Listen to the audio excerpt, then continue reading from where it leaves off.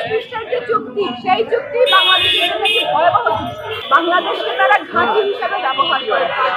লিঙ্কে বিভিন্ন ওয়েবসাইটে যতটুকু এসেছে সেটা হচ্ছে একটি 32 পৃষ্ঠার চুক্তিপত্র আমরা দেখতে পাই। কিন্তু আন্তর্জাতিকভাবে যে সকল পত্রিকা নিউজ আছে, এমনকি আমেরিকার বেশ কয়েকটি পোর্টাল থেকে এসেছে যে এই চুক্তিপত্র 177 পৃষ্ঠার, অর্থাৎ এই 33 থেকে 177 পৃষ্ঠা, বাকি পৃষ্ঠায় আসলে কি আছে? 33 পৃষ্ঠার যে চুক্তি, সেই চুক্তি বাংলাদেশের জন্য একটি ভয়াবহ চুক্তি। বাকি পৃষ্ঠাগুলো আমাদের সামনে উন্মুক্ত হওয়াটা খুব জরুরি।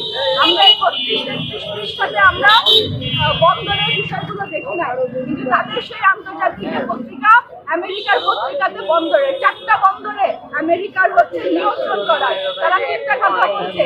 তারা এই বন্দরগুলোতে তাদের জাহাজ করবে, রিসাপ্লাই করবে এবং হচ্ছে এখানে রিসাইকেল করবে। এই যে কথাগুলো তারা বলছে, অর্থাৎ কি বাংলাদেশকে তারা ঘাঁটি হিসাবে ব্যবহার করে। অথচ আমাদের সরকার এবং যারা এগুলোর দায়িত্বে আছেন তারা কেউ এই বিষয়গুলো